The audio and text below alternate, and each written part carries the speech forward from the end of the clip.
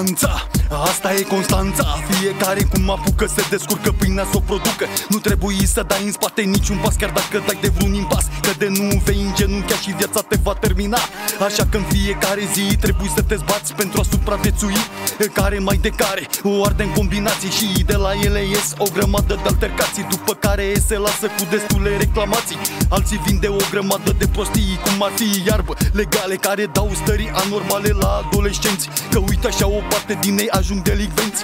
Mulți au ajuns închiși pentru că au greșit și după ce au ieșit o parte s-au mai potolit, dar alții în continuu fapte au făcut și s-au ales cu un viitor nefericit. În cartiere sărăcia este la putere, că viața este grea și dură ca peste tot în țară, și destui din oameni învățați au ajuns ultimii ratați, deoarece n-au făcut față la greutățile din viață, pentru că și-au pierdut ultima speranță. Alții pe ei se bazează pe la cluburi, se distrează și da, Constanța. Băieții beau șat după șat și după ce s-au îmbătat o parte se fac de rahat, că mai apare dintre ei câte un nebun și vrea să arate că-i jupân, trage cât un cui de se crede ca Ștefan cel Mare la vastui. Uite așa, unul câte unul se lasă influențați și fumează exact ca niște disperați. Lacrimi și durere, lupta cu viața niciodată nu va pierde, că numai cine-i tare rămâne în picioare.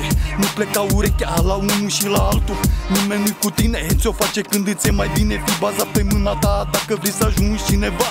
Doamne, ajută-ne ca să rezistăm, să ne ridicăm, ca viața noastră să o schimbăm. Constanța, asta e Constanța. Fiecare cum apucă se descurcă pâinea s-o producă. Constanța.